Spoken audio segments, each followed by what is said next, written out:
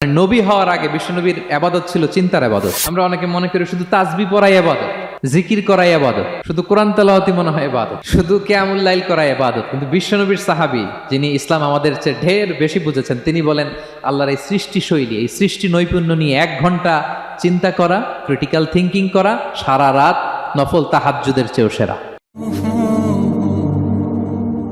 সূরা আলে ইমরানের 190 নম্বর আয়াতে আল্লাহ তাআলা বলেছেন, যারা আকাশ বাতাস পৃথিবী সৃষ্টি নিয়ে চিন্তা করে এবং সর্ব অবস্থায় আল্লাহ তাআলার জিকির করে, ওয়া ইয়াতাফাক্কারুনা ফি খালকিস সামাওয়াতি ওয়াল আরদ, এবং তারা তাফাক্কুর করে, ক্রিটিক্যাল থিঙ্কিং করে, এবং তারা বলে মা খালাকতা হাযা বাতিলা, হে আল্লাহ তুমি অনর্থক কিছু সৃষ্টি করো নাই।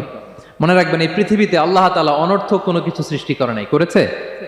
যেটাই সৃষ্টি করেছে এটা এর মধ্যে মানব কল্যাণ আছে না নাই? আল্লাহ তাআলা আমাদের জন্য কল্যাণ রেখেছেন। এবং এই আয়াত যখন নাজিল হল, বিষ্ণু ঈসা ইসলাম বললেন, ওয়াইলুন লিমান কারাআহা ওয়া লাম ইয়াতাফাক্কার ফিহা, ধ্বংস তাদের জন্য যারা এই আয়াত তেলাওয়াত করে কিন্তু এই আয়াত নিয়ে চিন্তা করে না, গবেষণা করে না।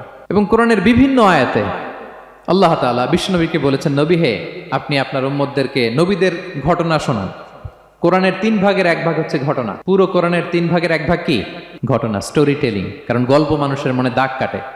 আল্লাহ তাআলা বলেছেন, ফাকুসুসিল কসাসা লাআল্লাহুম ইয়াতাফাক্কারুন, নবী হে আপনি তাদেরকে কিচ্ছা শোনান, ঘটনা শোনান, নবীদের কাহিনী শোনান, লাআল্লাহুম ইয়াতাফাক্কারুন, যাতে করে তারা ক্রিটিক্যাল থিঙ্কিং করে। তারা লূত আলাইহিস সালামের কওমের ঘটনা যখন শুনে যে আল্লাহ তাআলা আপসাইড ডাউন করে দিয়েছিলেন, তারা যখন কওমে আদের ঘটনা শুনে, কওমে সামুদের ঘটনা শুনে, তারা যেন চিন্তাশীল হয়। এবং বিশ্বনবীর সাহাবী আবু দারদা রাদিয়াল্লাহু তাআলা আনহু, উনি বলতেন, তাফাক্কুরু সাআতিন খায়রুন মিন কিয়ামিল লাইলা, 1 ঘন্টা কেউ যদি আল্লাহর সৃষ্টি নিয়ে চিন্তা করে, সেটা সারা রাত তাহাজ্জুদের সালাত অফার করার চেয়ে উত্তম। আমরা অনেকে মনে করি শুধু তাসবিহ পড়াই ইবাদত, জিকির করাই ইবাদত, শুধু কোরআন তেলাওয়াতই মনে হয় ইবাদত, শুধু কিয়ামুল লাইল করাই ইবাদত। কিন্তু বিশ্বনবীর সাহাবী, যিনি ইসলাম আমাদের চেয়ে ঢের বেশি বুঝেছেন, তিনি বলেন আল্লাহর এই সৃষ্টি শৈলী, এই সৃষ্টি নৈপুণ্য নিয়ে 1 ঘন্টা চিন্তা করা, ক্রিটিক্যাল থিঙ্কিং করা, সারা রাত নফল তাহাজ্জুদের চেয়েও সেরা।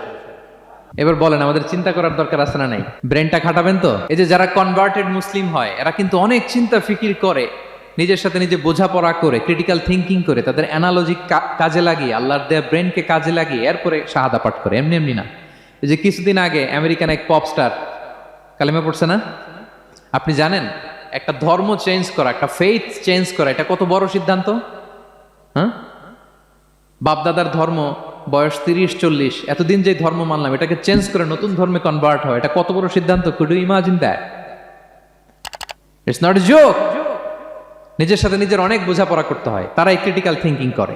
এবং বিষ্ণু ঈসা ইসলাম, উনি নবী হওয়ার আগেও এই চিন্তার ইবাদত করতেন। তিনি হেরা গুহায় চলে যেতেন, কাবা থেকে 6 কিলোমিটার উত্তরে, 634 মিটার উঁচু, যা বলে নূরের উপরে একটা কেইভ আছে, গুহা, এটার নাম হচ্ছে গারে হেরা। ওখানে বসে বসে তিনি এই চিন্তা করতেন।